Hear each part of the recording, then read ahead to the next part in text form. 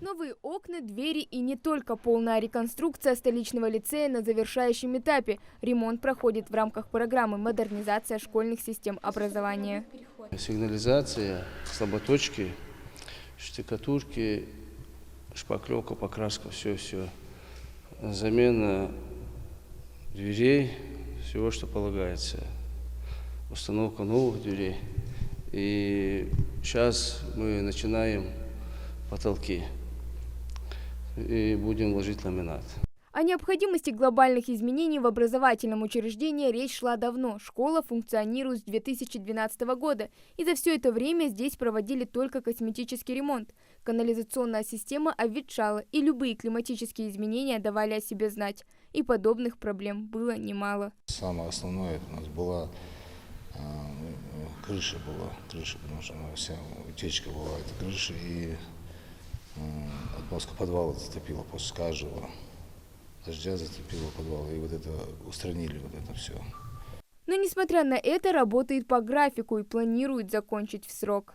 Полностью у нас третий и второй этаж, у нас, в принципе, все монтажно-строительные работы закончили.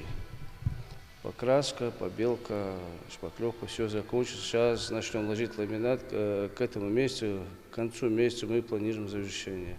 С начала августа мы начнем уже завозить оборудование, уборка, это все до сентября.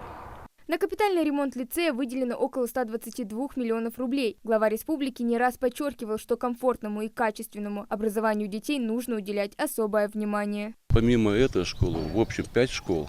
Насколько я знаю, 5 школ. Ну вот эта школа, она самая большая.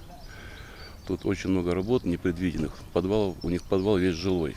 Он весь жилой, там подрядчику пришлось весь подвал сделать от себя за свой счет, да. И каждый день вылазит новый доп. Работы. Но тем не менее подрядчик как бы не скупится и делать эти работы.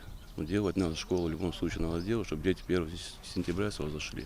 Двери обновленной школы планируют открыть к 1 сентября. Строители постараются сделать все, чтобы не прерывать учебный процесс. Программа капитального ремонта продлится до 2030 года. Об этом заверил президент страны Владимир Путин.